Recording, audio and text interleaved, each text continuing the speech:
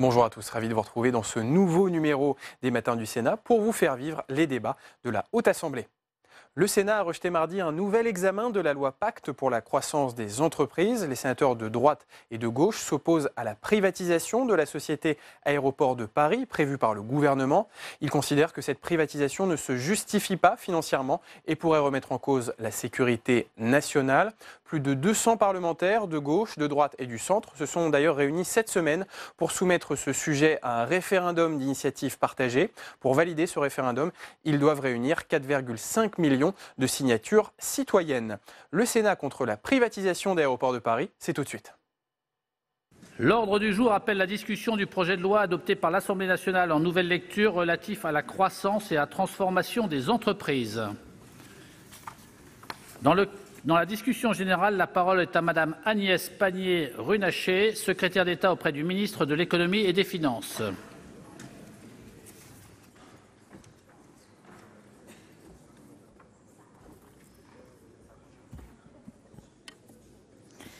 Monsieur le Président, Madame la Présidente de la Commission spéciale, Mesdames et Messieurs les rapporteurs, Mesdames et Messieurs les sénateurs, nous nous retrouvons aujourd'hui pour la deuxième lecture du projet de loi pour la croissance et la transformation des entreprises. Vous savez à quel point Pacte est un texte attendu par notre économie.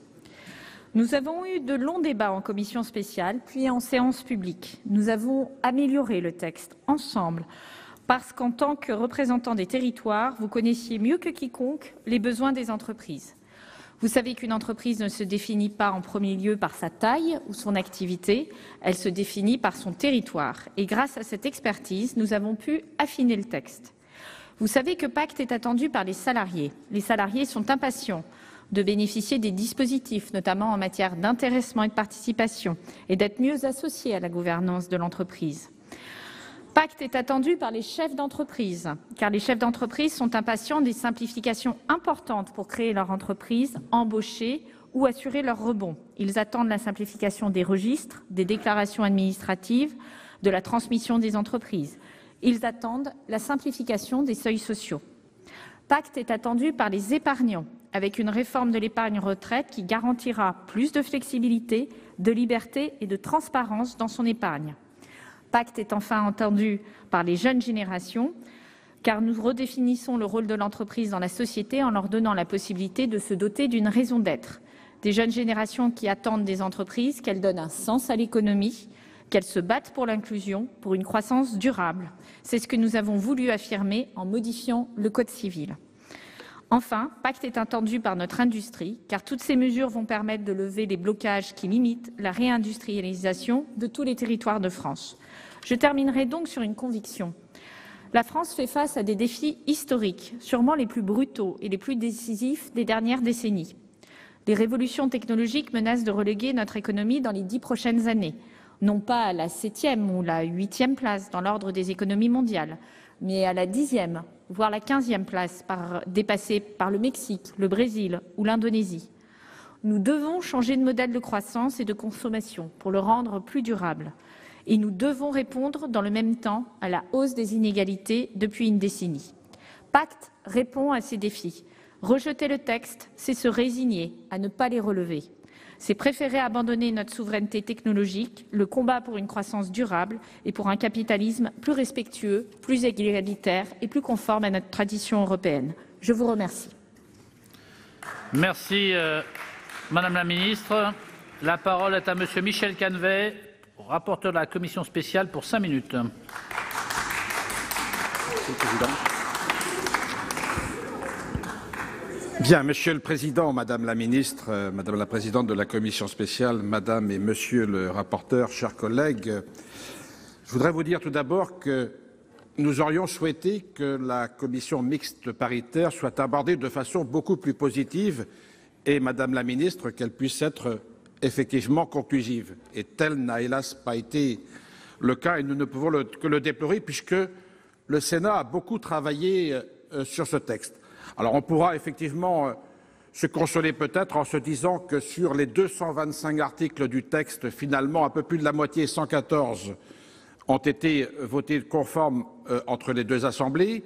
mais il n'en demeure pas moins qu'un certain nombre de sujets extrêmement importants n'ont pu trouver un accord entre les deux chambres, et cela est tout à fait regrettable.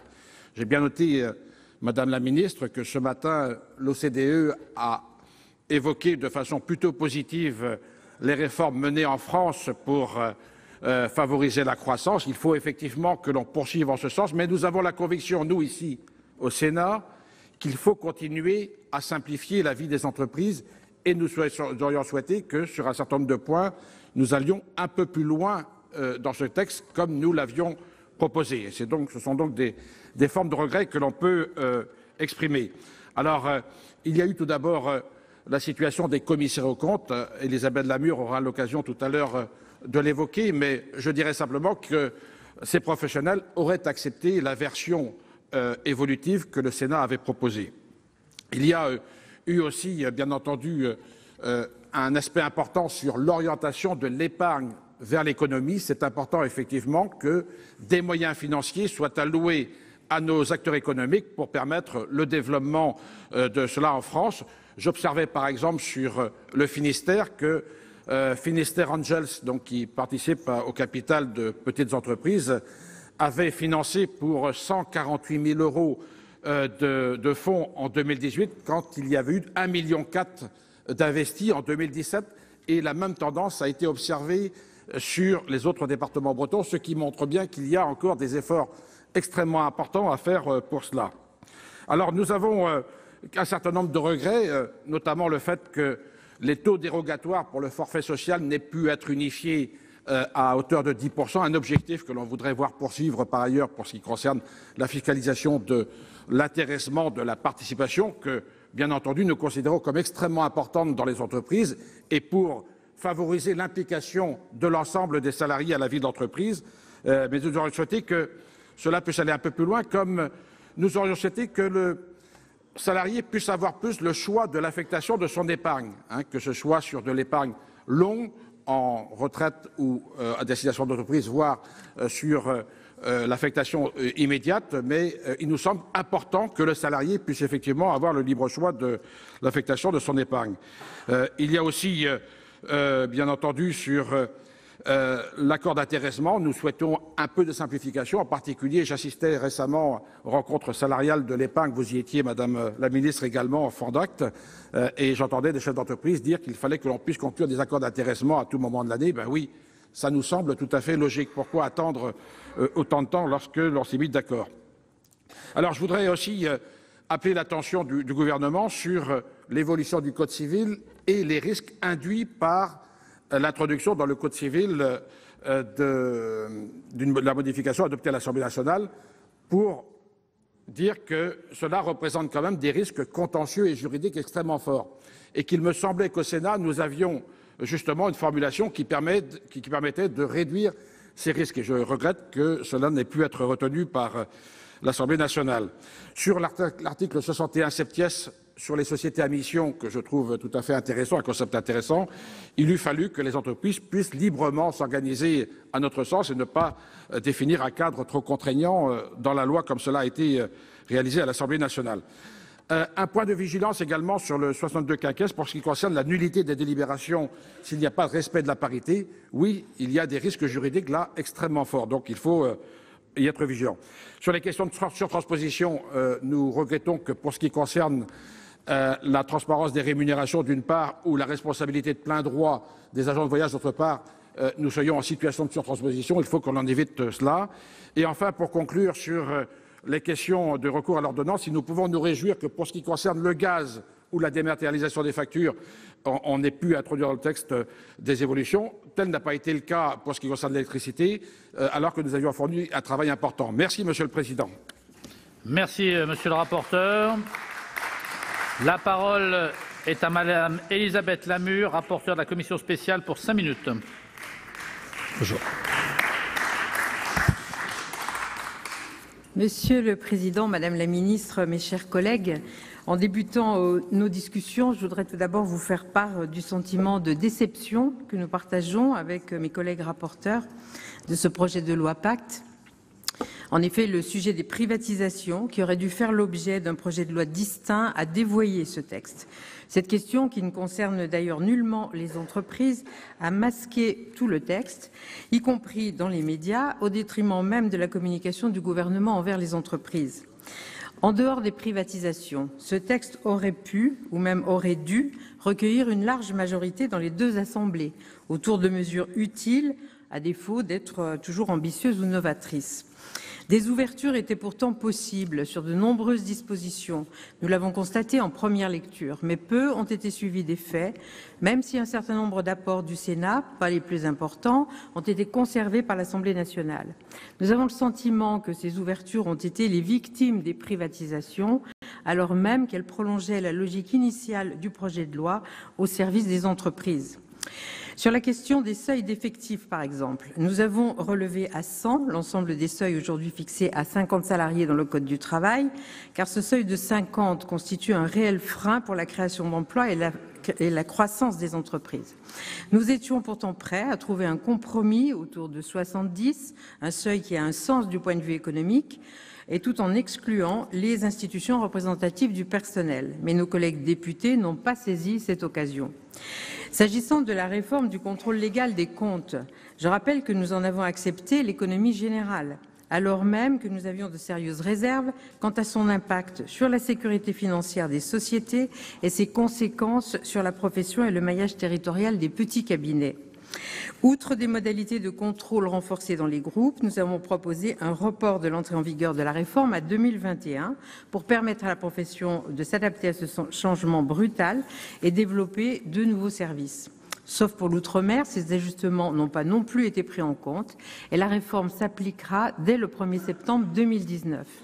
L'Assemblée n'a pas non plus conservé le droit aux actionnaires minoritaires d'obtenir la désignation d'un commissaire aux comptes, même si elle a réintroduit cette faculté sous une autre forme, semble-t-il, dans la proposition de loi sénatoriale de simplification du droit des sociétés examinée fin mars et qui devrait nous revenir prochainement. Concernant la réforme des réseaux consulaires, si l'Assemblée a conservé l'essentiel des dispositions adoptées par le Sénat, elle est néanmoins revenue sur plusieurs points. Elle a rétabli l'obligation pour les CCI de région et les CMA au niveau régional d'adopter après chaque renouvellement un plan de mutualisation des actions. Elle a réintroduit le dispositif que le Sénat avait jugé inutile, visant à limiter le nombre de mandats d'un président de CCI. Elle a repris son texte de première lecture tendant à confier à CCI France le monopole de la représentation des intérêts nationaux des CCI et lui permettre de fixer des règles de recrutement des directeurs généraux de chambre. Elle a rétabli l'obligation de conclure des conventions avec les régions pour la mise en œuvre du schéma régional de développement économique d'innovation. Concernant le stage préalable à l'installation pour les artisans, l'Assemblée nationale a supprimé à nouveau purement et simplement toute obligation, alors que le Sénat avait proposé, dans une démarche de compromis, d'assouplir les modalités actuelles du stage tout en lui conservant un caractère obligatoire. Comme l'avait fait notre commission, qui n'a pas été suivie en séance publique, l'Assemblée a aussi fait le choix de maintenir la faculté pour l'Institut national de la propriété industrielle de s'opposer à la délivrance d'un brevet dépourvu d'activité inventive ou d'application industrielle. Et là, Madame la Ministre, il faudra veiller aux moyens humains de l'INPI pour qu'il puisse assurer de manière effective cette nouvelle mission. S'agissant de l'interdiction des produits en plastique à usage unique et de l'interdiction des produits phytopharmaceutiques, l'intervention du Sénat a été utile en permettant de revenir sur les excès de textes récents. Nos collègues députés ont plutôt globalement suivi nos propositions sur le fond et il faut s'en féliciter. Enfin, il faut noter que l'Assemblée nationale a renoncé en nouvelle lecture à la création d'une nouvelle délégation parlementaire à la sécurité économique, votée en première lecture sans aucune concertation avec le Sénat. Sur ce point, le dialogue bicaméral a permis de revenir à la raison. Nous nous sommes efforcés au Sénat, tout au long du texte, de mieux accompagner la croissance et la transformation des entreprises. Force est de constater cependant que l'Assemblée nationale, en nouvelle lecture, ne nous a pas suffisamment suivis, raison pour laquelle, entre autres, notre commission spéciale a fait le choix de la question préalable, qui sera donc présentée tout à l'heure par notre collègue Jean-François Husson. Je vous remercie. La parole est à monsieur Emmanuel Capus pour le groupe Les Indépendants pour 6 minutes.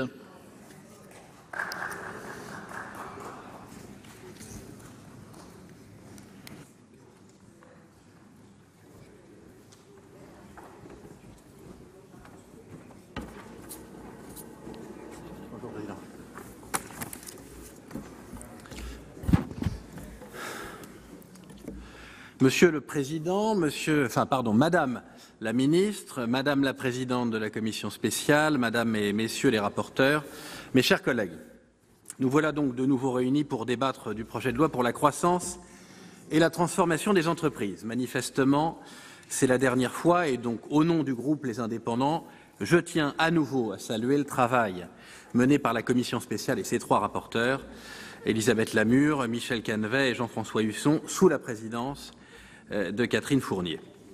Cette commission a apporté de nombreux amendements au texte, dans un esprit à la fois constructif et exigeant, dont un certain nombre sont restés. La commission spéciale a donné un avis favorable à la mention tendant à opposer la question préalable. Par principe, comme mon prédécesseur, je le regrette. Je le regrette parce que je pense que le débat est toujours utile en soi, même quand on craint de ne pas avoir le dernier mot. Et par principe, je ne ferai pas d'exception et je ne voterai pas cette question préalable. Je pense en effet que notre rôle en tant que sénateur, c'est de porter la voix des territoires dans le débat public, quelle que soit l'issue de ce vote. Je rappelle à cet égard que ce projet de loi, globalement, va dans le bon sens. Il apporte des solutions concrètes pour le développement de nos PME, il encourage la création d'entreprises, il soutient l'innovation et facilite une répartition plus équitable des richesses. Ce texte passe au crible toute une série de scories de notre droit, des blocages qui découragent la création d'entreprises, des carcans superflus qui brident l'innovation, des règles absurdes qui absorbent l'énergie de nos entrepreneurs. De ce point de vue, sincèrement, Pacte constitue une bonne nouvelle pour nos entreprises. Nos entrepreneurs étaient demandeurs. Ils disposeront de nouveaux outils pour accélérer la croissance de leur entreprise, outils certes perfectibles, et le Sénat en avait proposé de nombreuses déperfections. À cet égard, le Parlement a considérablement enrichi le projet initial, et ce malgré le contexte de la procédure accélérée qui nuit à la qualité de notre travail.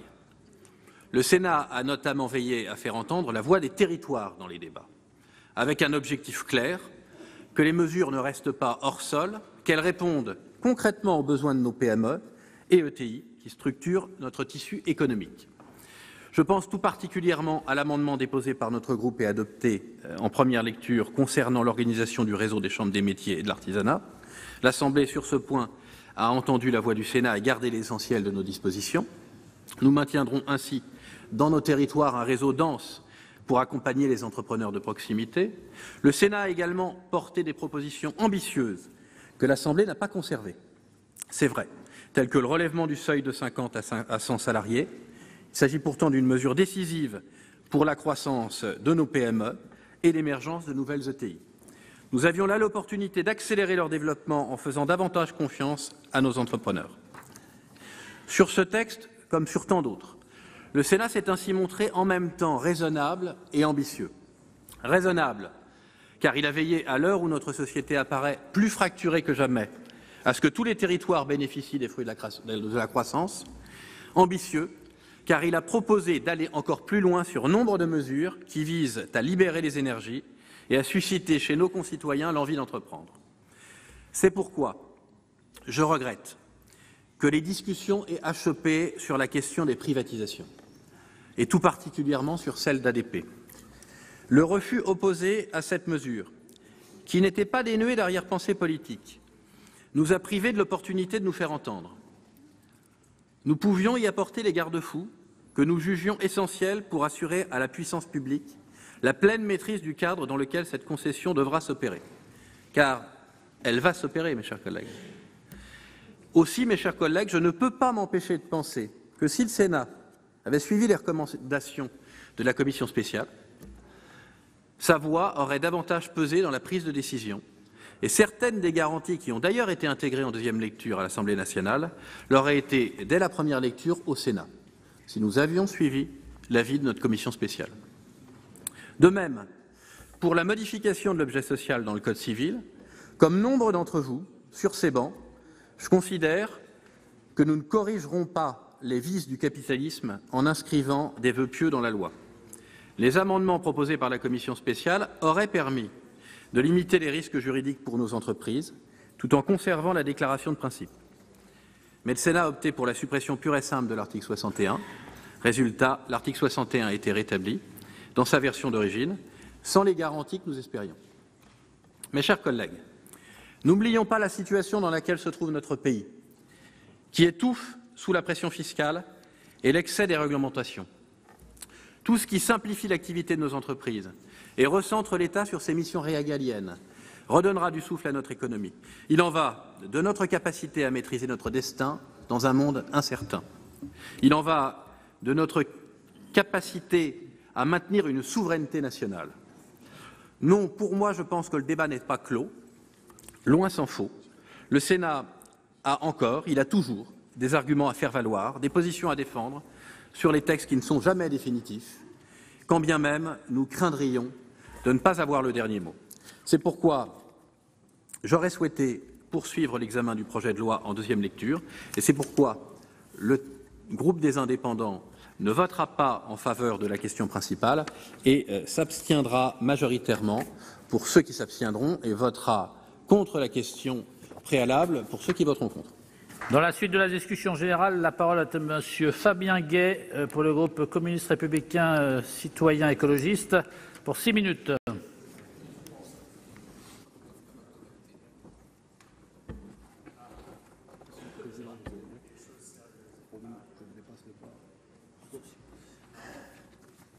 Merci.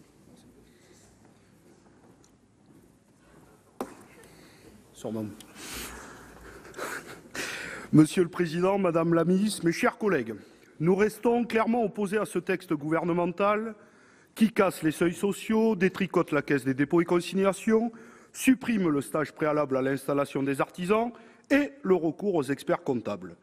Alors que vous prônez la start-up nation, vous cassez l'accompagnement à la création d'entreprises avec pour conséquence l'échec du plus grand nombre. Pire, vous n'avez pas voulu légiférer sur le statut d'auto-entrepreneur, laissant les grandes plateformes numériques continuer à exploiter nos jeunes.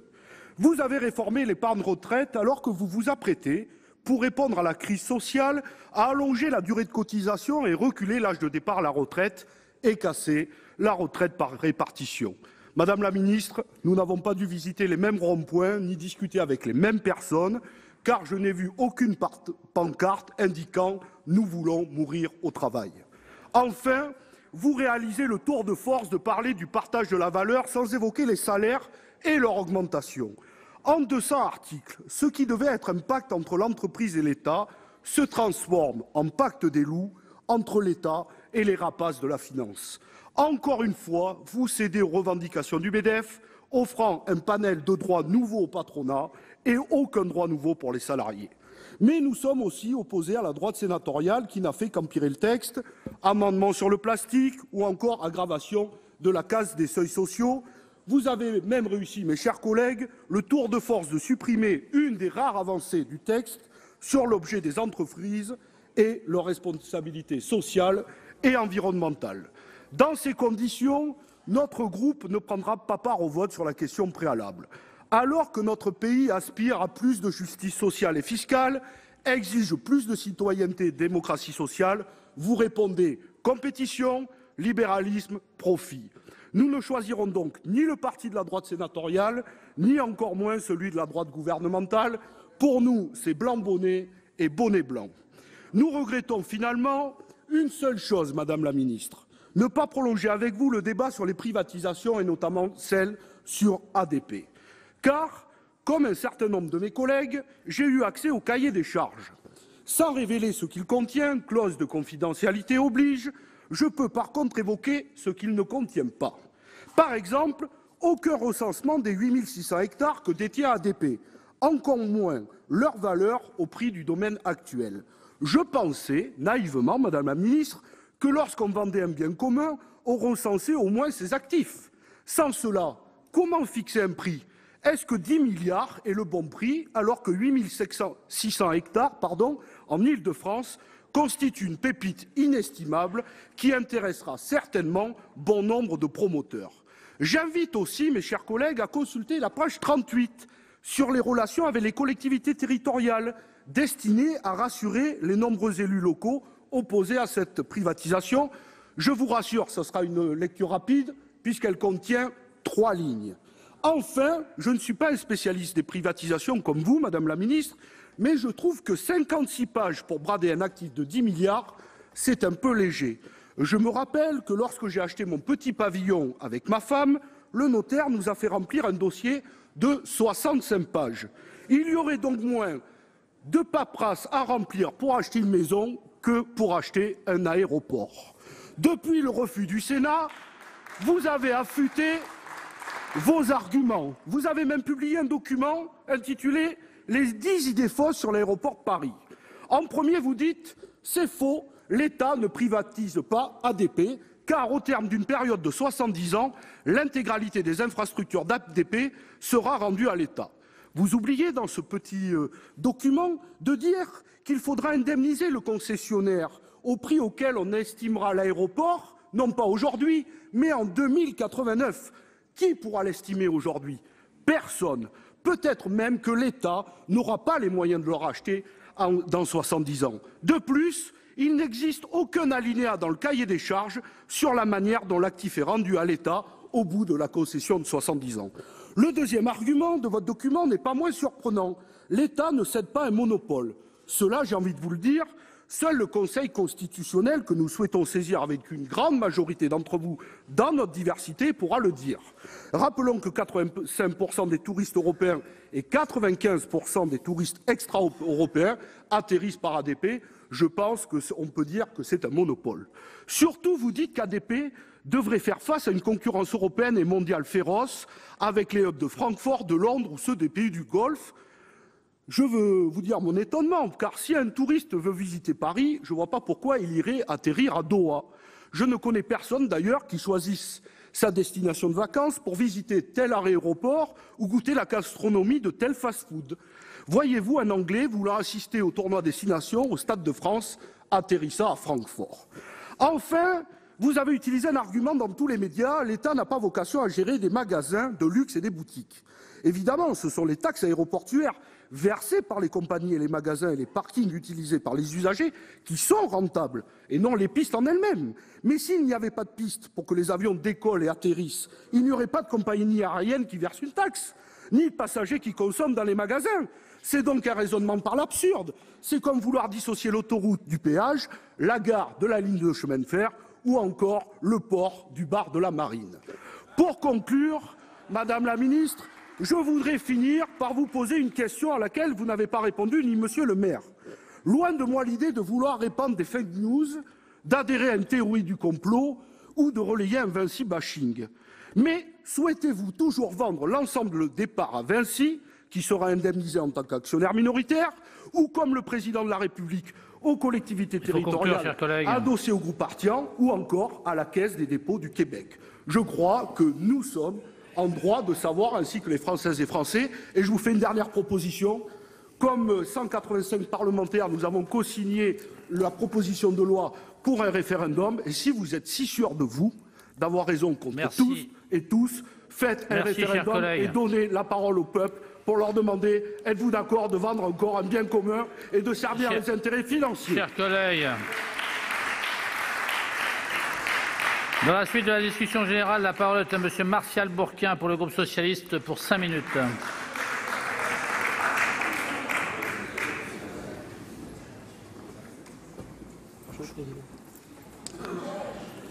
Monsieur le Président, Madame la Ministre, mes chers collègues, nous nous retrouvons aujourd'hui pour la nouvelle lecture de ce projet de loi fourre-tout avec un ensemble de mesures qui n'ont souvent rien à voir les unes avec les autres. Je souhaite, si vous le voulez bien, revenir sur le point de non-retour de ce projet de loi qui inquiète de plus en plus de citoyens, et à juste titre, la privatisation de joyaux nationaux. Madame la Ministre, vous souhaitez privatiser Aéroports de Paris, la Française des Jeux, Engie, alors que tout semble aligné pour que vous renonciez à ce projet. L'opinion publique, avec une pétition qui réunit plus de 150 000 signatures, des Gilets jaunes qui étaient tout de suite devant le Sénat, qui nous reprochent sans cesse les privatisations des autoroutes parce que ce sont les Français qui payent les erreurs des gouvernements. Et aujourd'hui, la question d'ADP est posée avec force. Mais aussi et surtout le bon sens économique et politique. Avouez quand même que vos arguments ne sont pas convaincants. Financièrement, tout d'abord, on vend un bien, normalement c'est pour gagner de l'argent. Or, vous vendez des entreprises qui nous rapportent beaucoup d'argent. L'État a perçu pour l'année 2018 du seul groupe ADP 173 millions d'euros de dividendes. Le groupe a une rentabilité exceptionnelle avec une croissance de 43% en 2018, un foncier unique, comme l'a rappelé tout à l'heure Fabien Gay. Et vous voulez vendre 3 entreprises qui nous rapportent aujourd'hui plus de 800 millions d'euros de dividendes.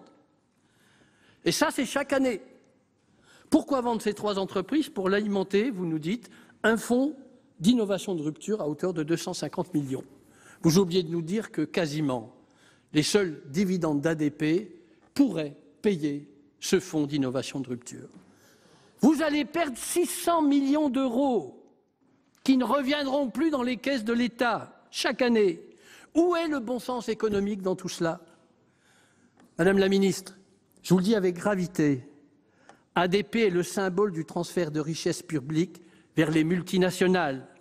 C'est l'exemple parfait d'un capitalisme de connivence. Je dis bien de connivence. De connivence.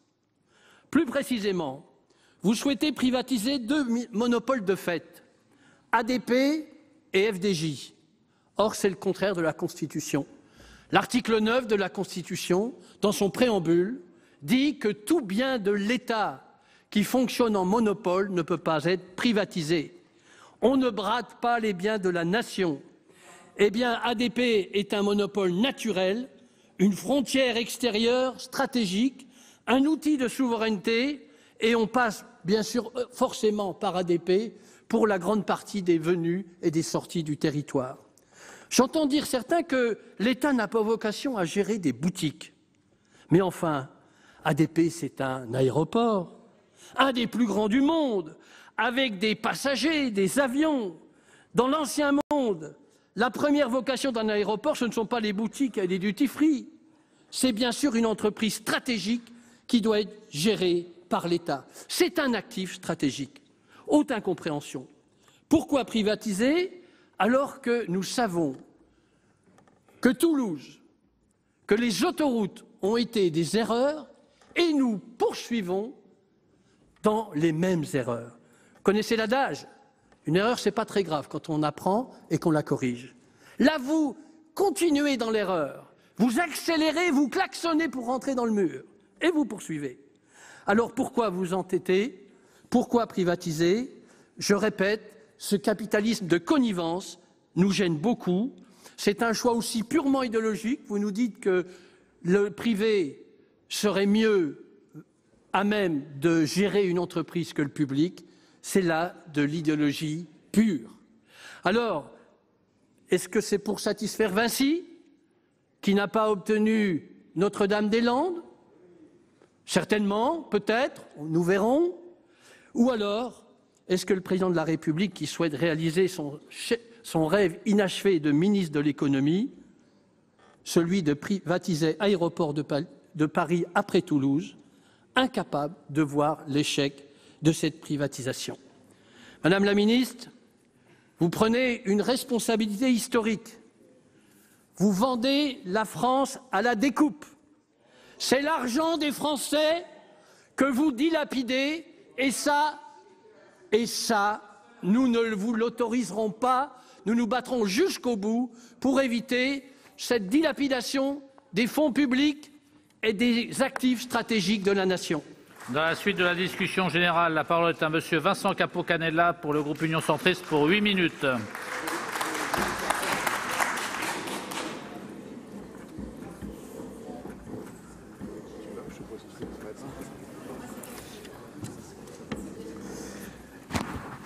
Monsieur le Président, Madame la Ministre, Madame la Présidente de la Commission spéciale, Madame et Messieurs les rapporteurs, mes chers collègues. Je voudrais d'abord remercier et féliciter les rapporteurs ainsi que la Présidente de la Commission pour le travail considérable qui a été réalisé sur ce projet de loi. Travail précis, constructif, qui a permis au Sénat de largement amender lors de l'examen de ce texte en première lecture est de donner une vision et des propositions. De cette vision, de ces propositions, malheureusement, l'Assemblée n'a retenu ou presque que 2 désaccords. Encore, ces 2 désaccords portent-ils sur le programme de cession des 2 entreprises, la Française des Jeux d'une part et Aéroports de Paris d'autre part. Ici, il faut reconnaître que le message du Sénat a quand même été partiellement entendu. Il l'a été en partie seulement sur la Française des Jeux, car l'Assemblée, si elle n'a pas retenu la solution du Sénat, a tout de même renforcé le volet régulation du secteur des jeux dans sa 2e version. Et j'ai la faiblesse de penser que si le Sénat n'avait pas émis le vote qu'il a émis en première lecture, ça n'aurait pas été le cas en 2e à l'Assemblée. Il a été entendu, là encore, partiellement, s'agissant d'Aéroports de Paris, il faut le dire, sur la question de la régulation, où le Sénat a posé un certain nombre d'exigences et a voté ici, après un dialogue fructueux avec le ministre de l'Économie et des Finances, un amendement important et plusieurs amendements à l'initiative du rapporteur que je veux saluer, instaurant une régulation. Alors il y a eu le débat sur la question faut-il ou pas privatiser, mais ce débat ne doit pas cacher l'apport majeur du Sénat qui pose les principes d'une vraie régulation indépendante et qui vient encadrer ce secteur pour l'avenir. Ceci posé, mes sentiments aujourd'hui sont malheureusement mitigés. Malgré un partage des objectifs du texte au départ, une volonté du Sénat d'avancer sur les différentes mesures, un vote en première lecture qui permettait de trouver des points de convergence, la nouvelle lecture, chacun le sait, à l'Assemblée a balayé en très grande partie le travail du Sénat. Le projet de loi relatif à la croissance et à la transformation des entreprises doit permettre aux entreprises françaises d'innover, de se transformer et de créer des emplois. Comment ne pas en partager les ambitions ? Et c'est parce que nous partagions les objectifs affichés et les principales mesures proposées que le Sénat en général et le groupe Union centriste en particulier ont abordé son examen avec bienveillance et volonté d'améliorer ou de compléter les mesures concrètes du texte. L'échec de la CMP portait, pourrait-on me dire, sur quelques points durs du texte, principalement la Française des Jeux et Aéroports de Paris, et nous pouvions rester tout de même avec une forme d'espoir sur la reprise des positions du Sénat sur le reste du texte, position que le gouvernement pouvait d'ailleurs également soutenir s'il l'avait souhaité. Force est de constater que les députés sont revenus largement à leur rédaction de première lecture sur les principales mesures du texte. Les points d'accroche les plus symboliques sont connus. L'évolution du stage préalable à l'installation des artisans, le doublement du seuil de 50 à 100 salariés, le refus de report à 2021 de la réforme du contrôle légal des comptes sans en modifier l'équilibre global, le rétablissement de la faculté pour l'Institut national de la propriété industrielle de s'opposer à la délivrance d'un brevet dépourvu d'activité inventive. Concernant la Française des Jeux, je l'ai évoqué, les députés ont rétabli la privatisation tout en améliorant légèrement la régulation du secteur. Ce n'est sans doute pas suffisant, mais cela va dans le bon sens. Concernant l'aéroport de Paris, un certain nombre d'orateurs y sont revenus. Je veux d'abord dire ma déception que le Sénat n'ait pas pu se saisir de cette question autrement qu'en termes politiques. C'était, je crois, Madame la Ministre, et j'avais eu l'occasion d'alerter le gouvernement sur ce point, le risque majeur, s'agissant d'une entreprise emblématique, connue de tous, qui porte un nom qui parle au cœur des Français. Soyons clairs, il peut y avoir des entreprises publiques ou privées, bien ou mal régulées sur ce genre de secteur, qui est quand même largement concurrentiel, contrairement à ce que j'ai entendu, parce que chacun sait qu'il y a un marché primaire, qui est le marché de destination pour ceux qui sont à 2 ou 3 heures de l'aéroport, mais que pour le reste, nous sommes en compétition avec les plus grands hubs du monde. Ensuite, il faut se poser la question en se rappelant que ce secteur a été ouvert, le capital a été ouvert en 2006, et c'est la droite qui l'a fait, et qu'à l'époque, on a mis en bourse une large partie des actions, et qu'on a ouvert ce capital. Dès lors, je pense que les choses étaient écrites, et ce système a un certain nombre de désavantages. C'est qu'aujourd'hui, le système n'est pas bien régulé, et qu'on voit bien que les décisions se prennent finalement au plus haut niveau des pouvoirs publics qui ont ou pas une claire conscience des enjeux qui peuvent se poser, qui sont des enjeux très techniques s'agissant du secteur aéroportuaire. Il faut d'abord permettre aux compagnies aériennes d'avoir un service qui s'améliore et la qualité de service, certes, s'est améliorée, mais elle reste sans doute perfectible. Et enfin, il faut permettre que tout ceci se fasse dans des conditions tarifaires qui soient acceptables et chacun mesure, les compagnies le rappellent, que de ce point de vue, le système actuel n'est pas vertueux. Il pousse au surinvestissement et c'est le système qui est défendu sur certains bancs. Et également, ce système fait que les redevances sont particulièrement élevées et nous sommes montrés du doigt sur ce point. Donc je pense que l'idée de réformer ce système-là était une idée qu'il fallait travailler et j'aurais aimé que le gouvernement le fasse dans une approche différente, en réaffirmant son ambition pour le secteur aéroportuaire et aérien français, qui est un des premiers au monde et qui fait notre fierté, en travaillant beaucoup mieux que ça n'a été fait et mal fait s'agissant des assises du transport aérien où des mesures de compétitivité auraient dû être prises, et en réaffirmant qu'il y avait deux façons de donner un avenir à Aéroports de Paris, soit d'améliorer sa régulation dans le secteur public, soit de faire une privatisation qui aura l'avantage d'apporter des capitaux à Aéroports de Paris et de lui donner plus de souplesse, notamment à l'étranger, mais aussi de le faire en régulant là aussi mieux. Ce que toutes les compagnies disent mondialement, et ce que chacun qui veut bien s'intéresser à ce sujet sait, c'est qu'on peut réguler dans les deux cas, privé comme public. Aujourd'hui, ce n'est pas bien régulé, et demain, je pense que ça le sera plus, même si je n'aurais pas forcément proposé cette mesure. Je veux simplement qu'on sache aussi au Sénat continuer à aborder ce genre de questions en disant les choses telles qu'elles sont, pas uniquement comme on souhaiterait qu'elles le soient politiquement pour faire le procès du gouvernement et se racheter des privatisations qui ont eu lieu. Je rappelle, Toulouse, sous la gauche, c'était une loi de M. Montebourg mal votée et mal exécutée, on le sait, et puis également Nice et Lyon, qui ont été aussi une loi votée sous le précédent gouvernement et qui, pour le coup, ont été des privatisations qui ont bien marché et dont personne aujourd'hui ne se plaint. Regardons les choses telles qu'elles sont en toute objectivité. Je veux également dire que sur l'ensemble se pose la question dans cette deuxième lecture de savoir si le Sénat aurait pu apporter des éléments supplémentaires et malheureusement il nous faut conclure que dans l'état actuel du débat, ce n'est pas le cas. En dernier mot, l'Assemblée nationale et les députés ne pourront reprendre que d'éventuels amendements du Sénat que nous aurions adoptés. Cette démarche qui nécessite de faire un pas vers nous aurait pu être faite en nouvelle lecture. Pour toutes ces raisons, le groupe Union centriste votera en très grande majorité en faveur de la question préalable proposée par notre commission spéciale. Je vous remercie. Dans la suite de la discussion générale, la parole est à Monsieur Philippe Dominati pour le groupe Les Républicains pour 7 minutes.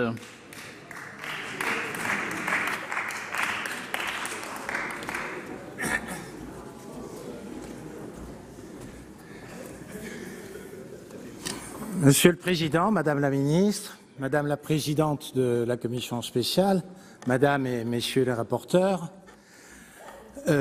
après l'intervention de mon collègue, effectivement, on a recentré le débat sur le sujet essentiel qui nous intéresse aujourd'hui au sein de la loi Pacte. Madame la Ministre, je dois dire que lorsque je vous ai vu arriver au banc du gouvernement, j'ai eu pendant quelques instants un fol espoir.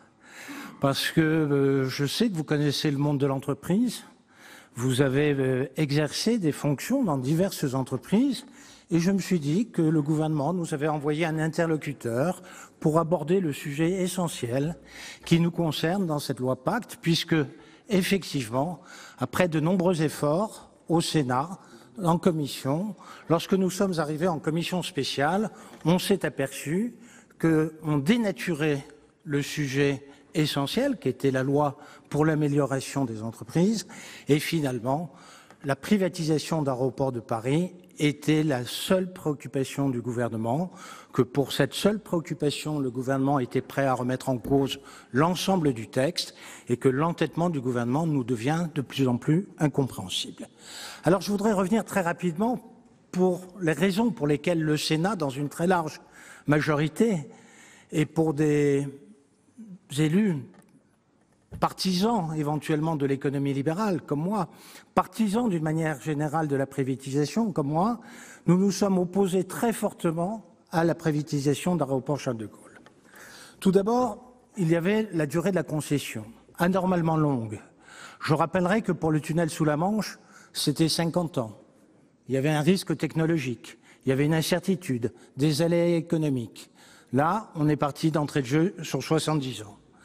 Deuxièmement, il y avait un argument de la part du gouvernement, c'était la rentabilité des dividendes. Pour autant, c'est le conseil d'administration, qui est nommé majoritairement par le gouvernement, qui fixait cette rentabilité. Il a semblé évident à de nombreux interlocuteurs que, effectivement, ce n'était pas un véritable argument. Il y avait la faiblesse du prix et surtout l'incertitude liée au prix. Nous n'avons pas eu pendant ce débat la possibilité de savoir combien exactement le gouvernement attendait de cette privatisation. On nous a parlé d'une valeur de 20 à 30 fois les résultats de l'entreprise. 30 fois les résultats de l'entreprise pour une durée de 70 ans, c'est un prix extrêmement faible. Mais ce prix ne tenait pas compte, comme cela a été souligné par un certain nombre de mes collègues, de l'indemnisation éventuelle. En réalité, il n'y a aucune transparence sur ce projet du gouvernement. Il y a surtout l'absence de consensus des usagers, des clients, des compagnies aériennes. Aucune ne le réclame. Absence de consensus des gens qui travaillent dans cette entreprise. C'est un paradoxe dans une loi qui est normalement censée améliorer la situation dans les entreprises lorsqu'on parle de la raison sociale. Il y a aussi une réserve foncière de 7000 hectares. Une réserve foncière de 7000 hectares dans le cœur de l'agglomération parisienne, le flou le plus absolu. Enfin, le projet d'entreprise, nous avons du mal à comprendre si c'est une entreprise bien gérée par la puissance publique ou mal gérée, comme cela a été démontré par mon collègue qui a cité les propos du Premier ministre. Enfin, il y a aussi quand même peut-être une position de fond, c'est une situation dominante dans le domaine des transports. Peut-on laisser, si on fait un parallèle avec le secteur de l'audiovisuel, les mêmes entreprises avoir plus de 50% des parkings des municipalités, 50% des autoroutes, la seule liaison TGV Express, la seule liaison de TGV concédée et plusieurs aéroports sur le territoire national. En réalité, il ne s'agit pas d'une mise en concurrence, ça n'a rien à voir avec le libéralisme, il s'agit de la cession des bénéfices d'un monopole à une seule entreprise. Parce que l'environnement de l'aéroport, de la plateforme aéroportuaire, lui, n'est pas assumé financièrement. On sait qu'il faudra sans doute doubler le trafic autoroutier. Il faudra améliorer les liaisons ferroviaires avec la capitale. Il faudra faire d'importants aménagements urbains. Mais là, les collectivités territoriales sont évidemment assez peu concernées.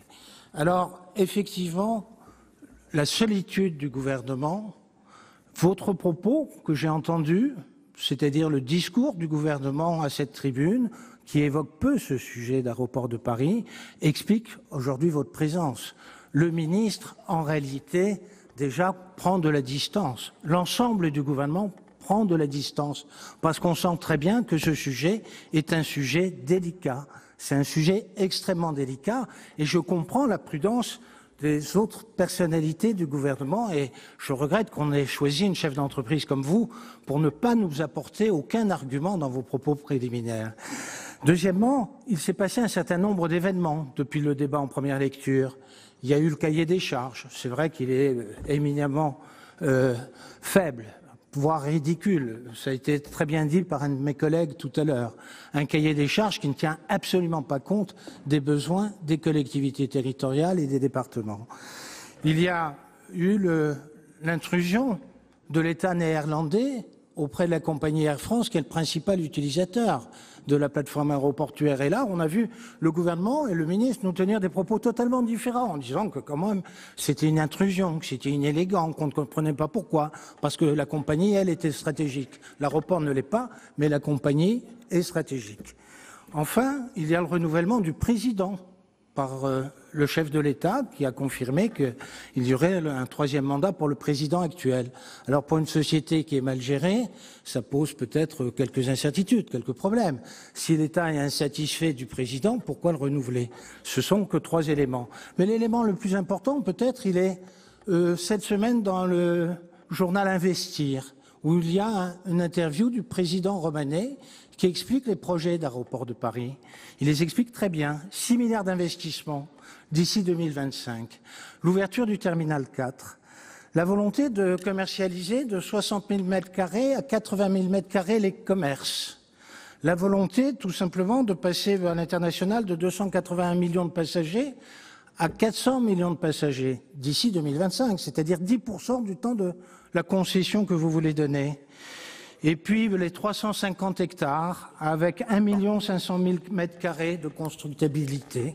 Tout ça, c'est dans le journal Investir de cette semaine, de samedi dernier. Ça ne doit pas être un journal très révolutionnaire, mais enfin, il doit être sérieux quant aux préconisations. Alors, il y a une notion conclure, de ce journal. mon cher collègue. Je finis, Monsieur le Président. Il y a une notion sur le cours de l'action. Et l'évocation, c'est « il nous paraît inconcevable que la privatisation puisse se faire au cours actuel. La valeur économique de l'entreprise est largement supérieure. » Je crois que tout est dit. Et pour terminer, compte tenu de la faiblesse des propos tenus par le gouvernement, je me rallierai probablement à la solution référendaire pour obliger l'État à écouter les citoyens. Merci. La discussion générale est close. Madame la ministre, vous souhaitez apporter quelques éléments de réponse?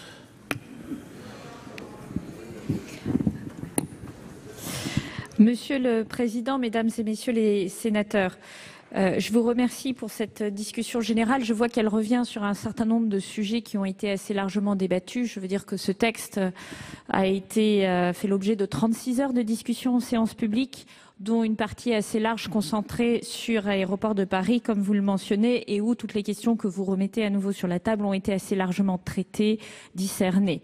On parle ici de 4 articles sur une loi qui en compte plus de 200 articles qui, je le rappelle, et c'était bien le propos de mon introduction, visent à donner plus de potentiel de croissance à nos entreprises, plus de pouvoir d'achat aux Français, plus de capacité d'innovation à notre pays. Et c'est effectivement les 3 objectifs auxquels nous sommes très attachés au niveau du gouvernement et on pourra regretter cette myopie particulière. Je voudrais peut-être revenir sur certains éléments qui ont été élevés.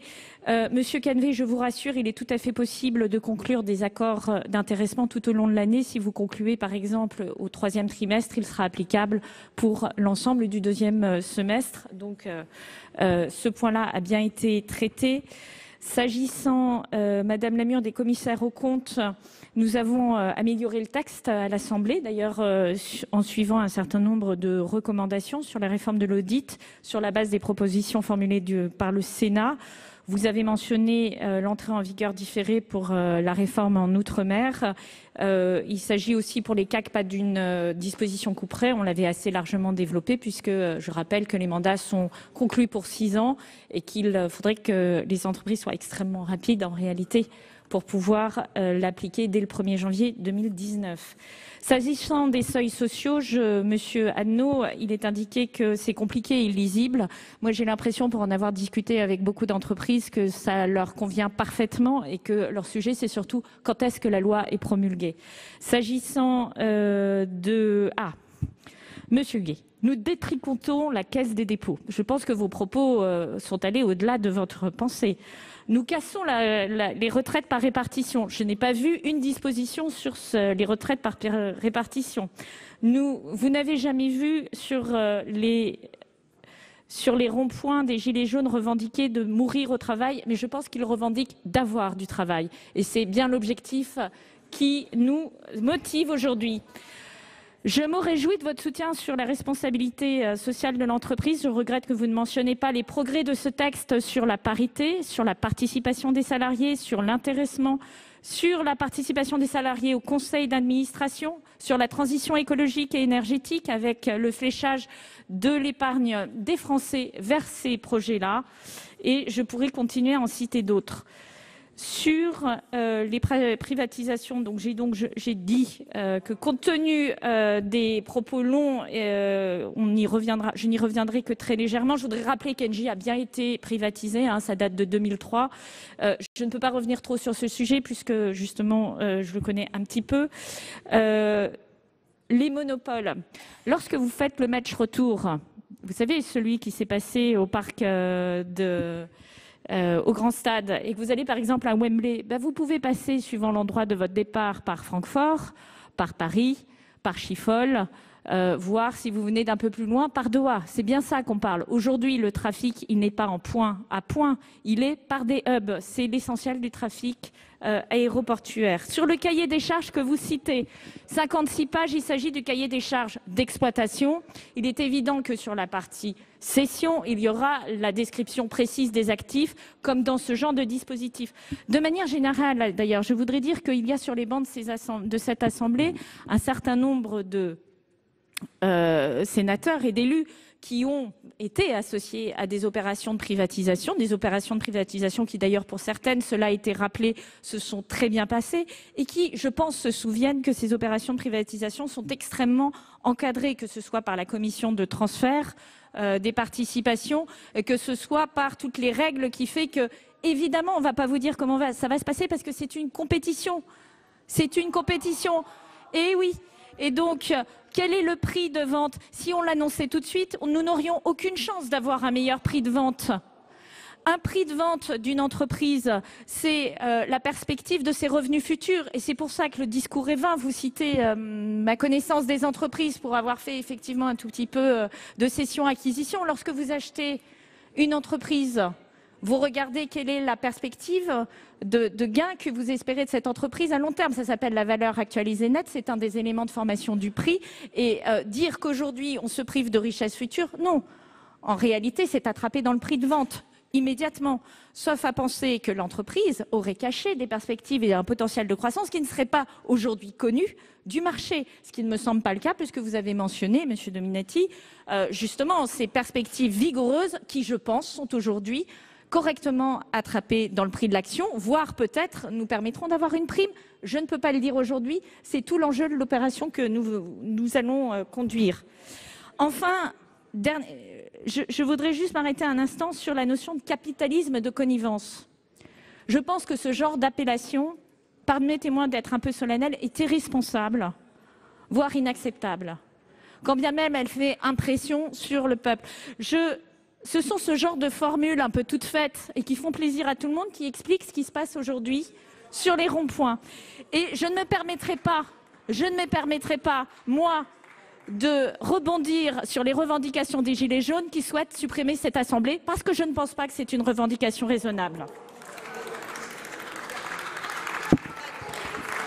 Et oui.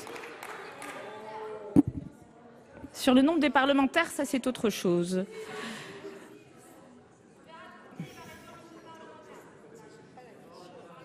S'il vous plaît, mes chers collègues.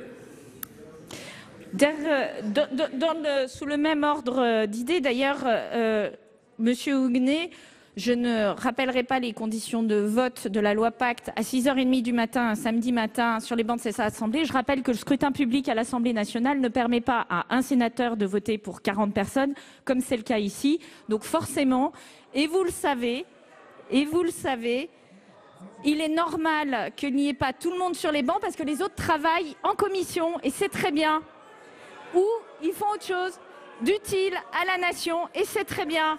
Et ça s'appelle le travail parlementaire et heureusement qu'on explique ça parce que c'est ce genre de message qui après invalide tout le travail, et pardonnez-moi, tout le travail intense et remarquable parce que pour le coup, on ne fait pas 35 heures à l'Assemblée nationale ni au Sénat.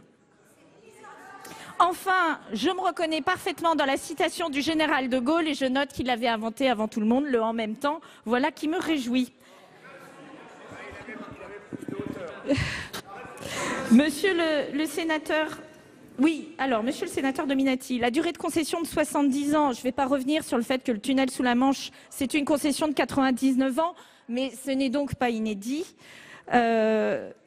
Et vous savez également que les conditions de redevance sont revues tous les ans dans le cadre d'un contrat de régulation économique sous l'égide d'une autorité indépendante, d'ailleurs suite aux améliorations que vous avez apportées, que cette autorité soit indépendante.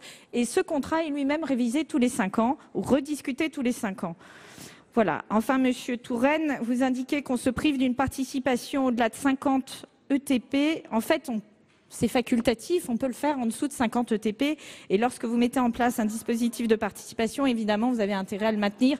C'est un élément de base de rétention des salariés.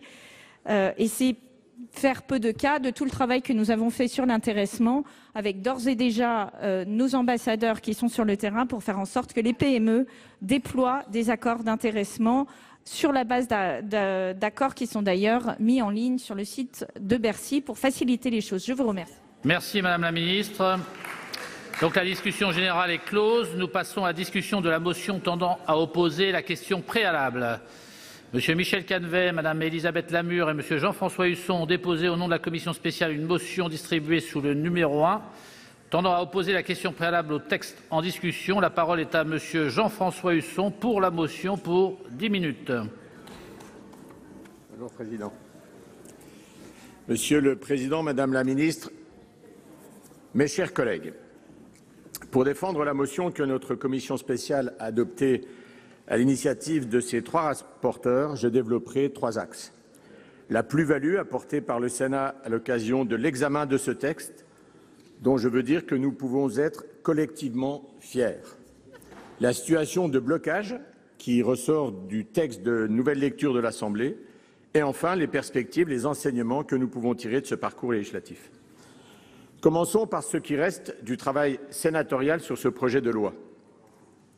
Tout n'est pas négatif dans ce texte et le Sénat, comme toujours, s'est attaché à produire un travail de qualité. Il a pu engranger, si j'ose dire, quelques avancées sur chacune des parties du texte, mais trop souvent sur des aspects que je qualifierais de secondaires. Mes collègues rapporteurs, Elisabeth Lamure et Michel Canevet, ont souligné ces points de satisfaction en ce qui concerne tant la dématérialisation des factures d'électricité et de gaz, les tarifs réglementés, les rattrapages de la loi Egalim, s'agissant des plastiques et des produits phytopharmaceutiques, l'ouverture en soirée des commerces de détail alimentaires ou le droit des entreprises en difficulté. J'ajouterai pour ma part plusieurs modifications apportées par le Sénat sur la création de reçus d'entreposage, la réforme de l'assurance vie, les cryptoactifs, la réforme du PEA et du PEA-PME, la fiscalité des jeux, la finance solidaire ou encore l'émission d'actions de préférence. Je crois aussi que nous pouvons nous satisfaire d'avoir introduit des garde-fous et un cadre de régulation pour Aéroports de Paris. Le Sénat a également joué son rôle quand il a alerté sur les sujets d'inconstitutionnalité, sur les insuffisances du texte et sur les risques de nouvelles contraintes pour les entreprises. Venons-en maintenant à la situation de blocage consécutive au vote de l'Assemblée nationale en nouvelle lecture. L'Assemblée, de son propre fait ou à l'initiative du gouvernement, a détricoté avec méthode quasiment tout ce que le Sénat avait fait en première lecture sur les sujets les plus importants. Ce n'est évidemment pas une surprise quand il s'agit des articles que le Sénat avait supprimés sur les privatisations d'Aéroports de Paris et la Française des Jeux ou sur l'objet social et la raison d'être des sociétés. Nous sommes là sur des divergences profondes et non surmontables. C'est plus regrettable, par contre, lorsque le texte voté par le Sénat en première lecture était un texte de compromis, favorisant l'acceptabilité des dispositions proposées par le gouvernement dans son projet initial. Or, elles sont nombreuses. J'évoque le stage préalable à l'installation des artisans, sur lequel les propositions du Sénat ont été balayées, de même que la question de la réforme du contrôle légal des comptes, les prêts interentreprises, l'avis conforme de la commission de surveillance dans la détermination du dividende par la Caisse des dépôts ou encore la réforme de l'épargne retraite pour laquelle l'Assemblée nationale est revenue sur un cas de déblocage anticipé visant à financer les travaux d'adaptation du domicile en cas de perte d'autonomie que nous avions prévu avec le soutien du ministre d'ailleurs. L'exemple des seuils d'effectifs, comme l'a rappelé et souligné ma collègue Elisabeth Lamure en commission, est significatif de cette absence d'un véritable débat. Un échange avait été envisagé en commission mixte paritaire sur la possibilité de créer un seuil à 70 salariés, tout en conservant les obligations en matière d'institutions représentatives du personnel. Rien n'a suivi, la proposition est restée lettre morte. Quel dommage, Madame la Ministre. Dans cette situation, il est inutile de reprendre aujourd'hui un débat dont on a compris qu'il n'aboutirait pas. À ce stade de la navette, en procédure accélérée, je veux le rappeler, nous n'obtiendrons aucune concession supplémentaire de l'Assemblée nationale. Il vaut bien mieux marquer clairement notre désaccord, éviter que la voix de notre Assemblée se perde dans une répétition des mêmes arguments. Pour autant, après ce vote, il reste beaucoup à faire. D'abord pour les entreprises, auxquelles ce projet de loi était destiné pour favoriser leur croissance et leur transformation. Or, nous ne sommes pas de ce point de vue au rendez-vous de l'ambition et ce texte suscitera sans doute autant de déception qu'il a suscité d'espoir. Qu'il s'agisse des seuils, de la participation et de l'intéressement, de la simplification des procédures, de la compétitivité, il y a incontestablement un manque de souffle. Et je fais devant vous le pari que certaines mesures fortes adoptées par notre Assemblée finiront par prospérer dans les années à venir. Mais il y a aussi beaucoup à faire en direction de l'opinion et de nos concitoyens. Sur les éléments les plus importants de ce texte, et malgré ce que nous a présenté comme une concertation exemplaire de plus d'1 an, c'est finalement le débat au Sénat en première lecture qui a été le révélateur. Qui parlait de la privatisation d'Aéroports de Paris et de la Française des Jeux, avant qu'au Sénat, nous ne posions à la fois la question de son contenu, de son bien-fondé et surtout celle de la régulation. Sur ce sujet, comme sur d'autres, le débat n'est sûrement pas clos. D'ailleurs, nous sommes nombreux à considérer que les privatisations ont été introduites dans le projet de loi sous un prétexte fallacieux, celui du financement des aides à l'innovation. Leur raison réelle, c'est en fait la volonté du gouvernement de contenir la progression de la dette publique et d'obtenir, si possible, sa diminution d'ici la fin du quinquennat. C'est peu de dire qu'il y a une profonde frustration de l'opinion et des sénateurs face à un débat tronqué. C'est particulièrement dommage d'ailleurs dans le contexte actuel que nous vivons de grands débats sur fond de revendications pour une démocratie plus active. Et je veux souligner l'erreur qui est celle du gouvernement de ne pas avoir intégré, après le passage en première lecture fin septembre au Sénat, ce temps justement de contestation et d'expression des colères de l'opinion publique, alors que le Sénat arrivait au début de cette année pour la lecture du texte. Au-delà de nos opinions, qui sont parfois différentes, mais parfois aussi convergentes, c'est une question de méthode dans le comportement du gouvernement à l'égard du Parlement et de la revalorisation du rôle de ce dernier. Nous avons en effet dû batailler au Sénat pour obtenir certaines informations et il reste encore aujourd'hui beaucoup trop de zones d'ombre. Nos collègues ont évoqué les lacunes du brouillon du cahier des charges d'ADP. Je vais prendre 2 autres exemples. Celui des ordonnances d'abord. Il y a dans ce texte, comme dans beaucoup d'autres, beaucoup trop de demandes d'habilitation à légiférer par ordonnance. Le Sénat a réussi sur le sujet des tarifs réglementés du gaz, grâce au travail de notre collègue Michel Canevet, à inscrire dans la loi les dispositions relatives à l'information et à la protection des consommateurs que vous vouliez d'ailleurs renvoyer à une ordonnance. Mais pour le reste, j'ai dénombré pas moins de 11 habilitations et 27 rectifications dans ce texte. Or, je veux rappeler ici, les ordonnances sont l'instrument par lequel l'exécutif préempte les sujets qui ne seront pas évoqués au Parlement. Les déclarations sur la co-construction des ordonnances avec les parlementaires sont, Madame la Ministre, parfaitement illusoires. Elles ne remplacent aucunement le débat parlementaire, surtout quand la ratification se fait par amendement. Elles ne permettent pas non plus d'échanger avec l'Assemblée nationale. Je prendrai enfin un deuxième exemple, celui de la Française des Jeux. Pour cette opération de privatisation, nous avions, dès la Commission, déclaré refuser de signer un chèque en blanc au gouvernement.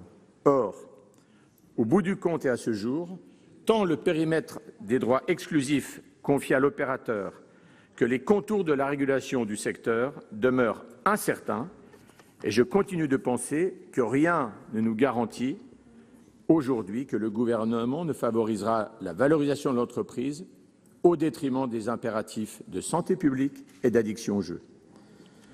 Madame la Ministre, mes chers collègues, sur la base de l'ensemble de ces observations, votre commission spéciale vous invite à voter la motion tendant à opposer la question préalable au présent projet de loi.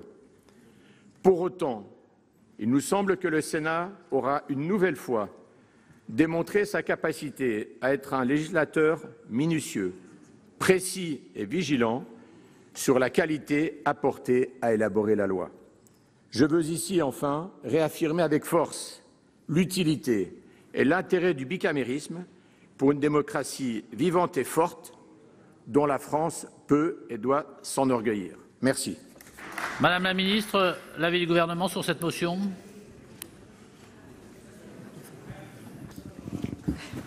Sans surprise, c'est un avis défavorable. Favorable. Merci. Donc avant de soumettre aux voix, et j'étais saisi d'une demande de scrutin public par la Commission, je vais donner la parole pour des explications de vote. Une explication de vote par groupe. Donc Madame Kuckerman. Merci, Monsieur le Président, Madame la Ministre, mes chers collègues.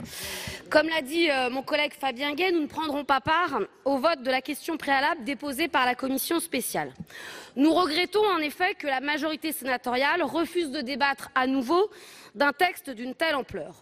Nous rejetons aussi et dénonçons la surdité du gouvernement et de l'Assemblée nationale, en particulier sur la question des privatisations. Comme nous l'avons dit lors de la première lecture, le modèle économique et social que nous défendons est à l'opposé de votre projet de loi qui promeut la financiarisation de l'entreprise et de la société en général.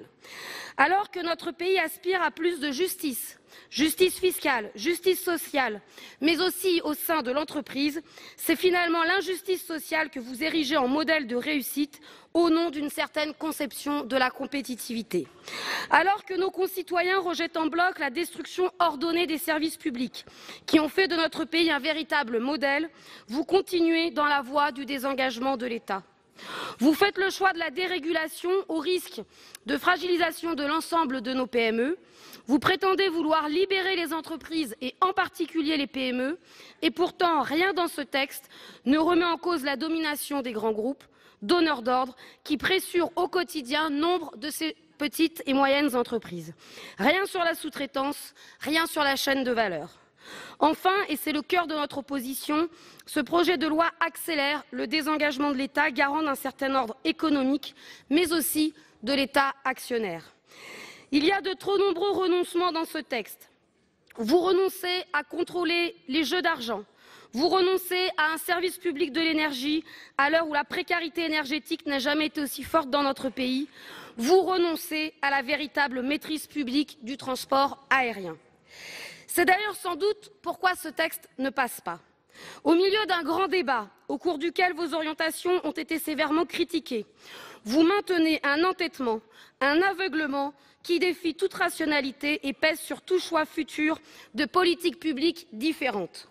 La fronde gronde de toutes parts contre ces privatisations qui sont un non-sens constitutionnel, économique, stratégique, financier et politique. Dès lors, et comme cela a déjà été dit, quand on regarde le projet de loi, on se demande où est le nouveau pacte dont vous vous targuez, et surtout on se demande qui seront les grands gagnants. Une chose est sûre, à travers ces privatisations, ce ne sera ni la République, ni nos concitoyens. Merci, chers collègues. Monsieur Bourquin, pour explication de vote. Oui, Monsieur le Président, Madame la Ministre, chers collègues, nous aurions aimé avoir un débat jusqu'au bout sur cette question de pacte et nous regrettons la question préalable. Nous ne participerons pas à ce vote parce que nous aurions voulu un débat global. Simplement, 3 remarques. La première remarque, c'est par rapport à l'intervention de Richard Yung. Il a parlé d'opposition caricaturale. Est-ce que vouloir s'opposer à la privatisation d'ADP, de Française des Jeux et d'Engie, 800 millions d'euros par an pour l'État, c'est une caricature. C'est une plaisanterie de parler comme cela. Au contraire, la défense des intérêts de la France, je dis bien de la France, ça fait partie du rôle du Parlement. Deuxième chose, quand il dit chantage, on va vers la suppression du Sénat si on se comporte de la sorte, c'est quoi cette affaire-là? C'est quoi chantage? Comment peut-on, à un moment donné, manifester un chantage ouvert, comme ça, auprès des sénateurs? Ça en dit long sur la conception du Parlement qu'a M. Yung et qu'a le macronisme. Le Parlement doit être à genoux, sinon il ne sert à rien. Dernière des choses, des parlementaires de toute tendance enclenchent un référendum d'initiative partagée. Nous sommes 197, nous serons bientôt plus tout à l'heure. Eh bien, nous allons avoir ce référendum. Et Madame la Ministre, Nous sommes obligés de le demander, avec 4,5 millions de Français qui vont nous aider pour l'obtenir. Vous ne croyez pas que ça aurait été mieux de mettre cette question des privatisations au grand débat national? Vous connaissez l'adage de Jean-Louis Barrault? La dictature, c'est ferme ta gueule. La démocratie, c'est cause toujours. Vous avez une conception de cause toujours de la démocratie. Et ça, c'est insupportable. Eh bien, ce référendum, faisons en sorte que nous ayons une grande consultation nationale pour faire en sorte qu'on ne brade pas les bijoux de famille. Merci, chers collègues. Est-ce qu'il y a d'autres demandes d'explication de vote? Oui, Monsieur Capo-Canella. Oui, Monsieur le Président, très brièvement, parce que je pense que beaucoup de choses ont été dites et puis que les interventions montrent qu'on a tendance à verser un peu trop dans la caricature. D'abord, le débat sur la question préalable est légitime. On peut se poser la question de savoir si nous aurions pu ou pas, dans une nouvelle lecture, améliorer ce texte. Évidemment, la conclusion est que vraisemblablement cela aurait été vain. Je pense que le Sénat aurait peut-être pu envisager ça si la première lecture avait été différente et si nous avions pu converger sur différents points, notamment la question des privatisations. À titre personnel, et mon groupe là-dessus a été sur la même position, nous étions, concernant sur l'aéroport de Paris, sur l'idée que nous n'aurions peut-être pas proposé cette proposition-là, mais qu'il fallait l'encadrer et apporter une plus-value. Le Sénat a apporté une plus-value. Pour autant, nous avons en même temps fait verser le texte sur ce point et de fait, nous avons emporté simplement le fait que le Sénat ne pouvait pas aller plus loin et apporter sa valeur ajoutée. Je le regrette. Sur la loi Macron, à l'époque, nous avions réussi à le faire, mais ça supposait que le Sénat prenne une autre position et elle pouvait se tenir. Sur l'aéroport de Paris, on ne va pas en rajouter. Nous versons tous dans la caricature. Je le déplore. C'est dommage. Ce n'est pas un débat responsable. Cette entreprise mérite mieux. Il y a des salariés qui, au quotidien, travaillent pour que nos concitoyens puissent prendre l'avion dans de bonnes conditions et pour que la France relève le défi de la compétition, qui est une vraie compétition mondiale. Et il y a un management et des salariés et des syndicats qui sont conscients de ça. Et quand ils nous écoutent, ils sont concernés du niveau du débat. Je veux quand même le dire.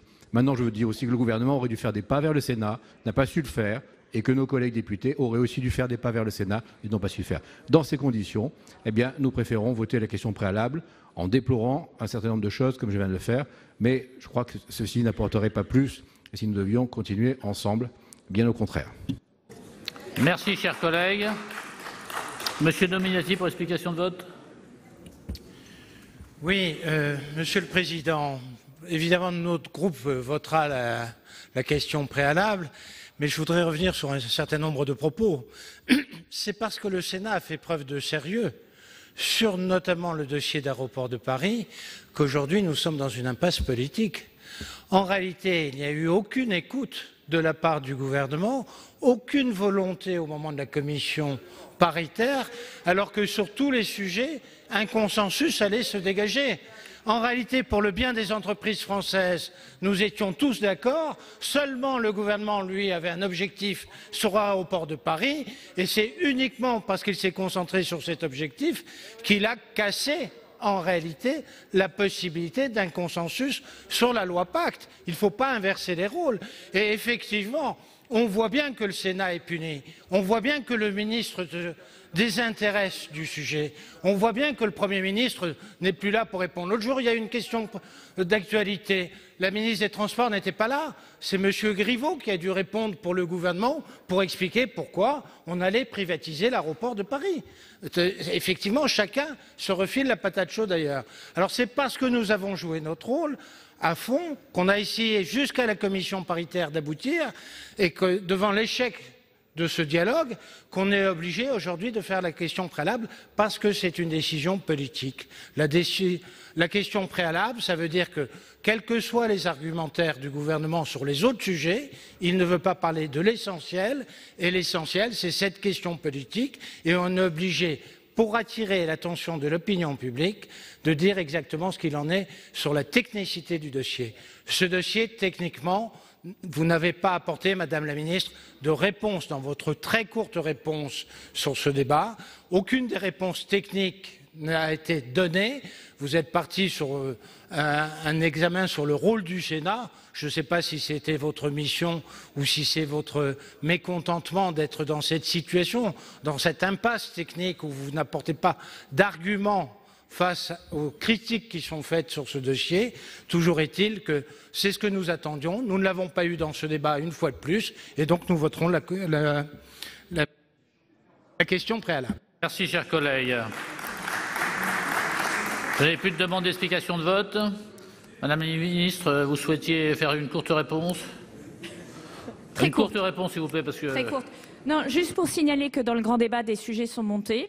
La santé, l'éducation, mais pas les privatisations. Et par ailleurs, Monsieur Dominati, j'ai fait des réponses assez précises à vos questions. Je ne vais pas rentrer dans le détail et refaire le match, comme l'a très bien résumé Monsieur le sénateur tout à l'heure. Nous sommes en train d'avoir une discussion très caricaturale. Je ne crois pas que ce soit l'objet. Et je ne me suis pas permis, de commenter le rôle du Sénat. J'ai juste signalé que lorsqu'on tient des propos caricaturaux, ça fait beaucoup de mal à l'ensemble de la démocratie. Bon. Merci Madame la Ministre. Mes chers collègues, s'il vous plaît. Donc je vais mettre aux voix. J'ai été saisi d'une demande de scrutin public par la Commission sur la question préalable. Et je vous rappelle que l'avis du gouvernement, bien sûr, est défavorable. Il va être procédé au scrutin public dans les conditions fixées par l'article 56 du règlement. Le scrutin sera ouvert dans quelques instants. Voici les résultats du scrutin 75 sur la motion. Compte tenu de l'ensemble des délégations de vote accordées par les sénateurs aux groupes politiques et notifiées à la présidence, le nombre de votants 251, nombre de suffrages exprimés 241, pour l'adoption 191, contre 50. Donc le Sénat a adopté cette motion qui oppose la question préalable au texte. Je vais donner la parole à Madame la présidente Fournier qui l'a demandé. Oui, merci Monsieur le Président, Madame la Ministre, Madame, Messieurs les rapporteurs, mes chers collègues. Au terme de cet examen, je souhaite tout d'abord remercier les membres de la commission spéciale pour leur présence et leur implication. Ça a été redit tout à l'heure, mais je pense que les décisions qui ont été prises dans le cadre de cette commission spéciale nous ont permis de mener des débats très intéressants, débats qui, s'il y avait eu refus systématique, n'aurait pu être mené ici au sein de cette Assemblée. En effet, la décision sur la privatisation était déjà au sein de la Commission fortement contestée et si nous n'avions pas pu aller plus loin dans cette discussion, c'eût été dommage et d'où la question préalable peut-être de ce soir. Je remercie également, j'aurais aimé remercier le ministre Bruno Le Maire, mais je profiterai donc de remercier Madame la ministre Agnès Pannier-Runacher, ainsi que les administrateurs et les responsables de cabinet. Je souhaitais également remercier nos administrateurs à nous au sein de cette commission spéciale. Je crois qu'ils nous ont soutenus énormément dans ce travail, ils nous ont aidés et ont beaucoup participé. Je les en remercie sincèrement. Mais toutefois, je voudrais vous faire une petite mise au point d'actualité qui, je crois, me paraît indispensable. Comme vous le savez, au nom de la Commission, nous devions aujourd'hui recevoir, à leur demande d'ailleurs, une délégation de Gilets jaunes pour évoquer, je le précise, les privatisations d'ADP et de FDJ. C'était la demande qu'ils avaient formulée il y a quelques semaines auprès de la présidence. Nous acceptions de les rencontrer au même titre que les 360 auditions que nous avions réalisées tout au long de l'examen de ce projet de loi. L'appel à manifester lancé dès hier soir et le dévoiement de l'objet de la réunion nous ont contraints à annuler la rencontre. Nous ne souhaitons pas faire de la surenchère et nous ne voulons pas nous soumettre à une telle forme d'instrumentalisation et de récupération.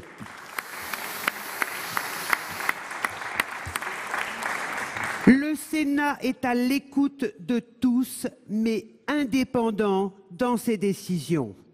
Je déplore d'ailleurs à ce titre cette polémique, je dirais en clôture de ce projet de loi Pacte. J'aurais je regrette l'appropriation personnelle parfois et médiatique qu'elle suscite. Eh bien, pour revenir au texte de loi lui-même, nous avons effectivement un sentiment un peu mitigé. Je ne reviendrai pas sur tous les détails qui ont été évoqués, les explications qui ont été données. Je souhaitais simplement rappeler que dans le contexte actuel et le contexte précédent, ces 73 articles qui sont arrivés à l'Assemblée nationale, on en a sorti 196, seuls 73 ont fait l'objet d'une étude d'impact. D'où le travail du Sénat dans ces 360 auditions. Je souhaitais le souligner. Et par là même, je tiens à vous rappeler, Madame la Ministre, et nous l'avons déploré déjà précédemment, eh bien, que nous sommes toujours en procédure accélérée. Et quand nous sommes en procédure accélérée, pour de tels textes, tellement hétéroclites parfois, et on l'a constaté ici, avec une ligne conductrice qui nous manquait un petit peu, eh bien, on ne peut pas aller au fond des sujets. On ne peut pas jouer la clairvoyance. Et pour rassurer mon collègue, mais je pense que dans son propos, il l'a dit à la fin, le Sénat ne cherche pas à être inutile. Le Sénat cherche à débattre objectivement des choses, mais que chacun soit en capacité de prendre ses décisions. La discussion a été complète chez nous. Elle n'a pas été approuvée au niveau de l'Assemblée nationale sur un certain nombre d'articles importants de la loi. Eh bien, je crois que chacun prenne ses responsabilités. La responsabilité, en l'occurrence, par le vote que nous avons mis en séance aujourd'hui, la question préalable, eh bien, la responsabilité de ce texte tel qu'il est reviendra à l'Assemblée nationale. Voilà, je vous remercie. Merci à tous.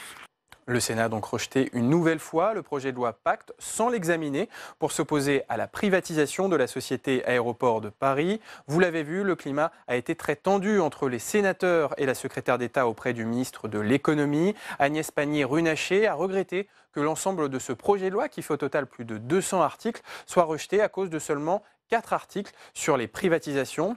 Mais pour les sénateurs, l'Assemblée nationale a détricoté tout le travail du Sénat fait sur ce texte en première lecture. Cette question de la privatisation d'Aéroports de Paris sera peut-être soumise à un référendum, puisque les parlementaires de droite et de gauche ont maintenant 9 mois pour récolter 4,5 millions de signatures citoyennes avant d'organiser ce référendum d'initiative partagée. C'est la fin de cette émission. Vous pouvez revoir tous nos programmes sur notre site internet publicsénat.fr. Pour suivre l'actualité parlementaire aujourd'hui, prochain rendez-vous cet après-midi dès 14h pour notre émission spéciale sur les questions d'actualité au gouvernement, une émission présentée par Delphine Girard. Très bonne journée sur Public Sénat.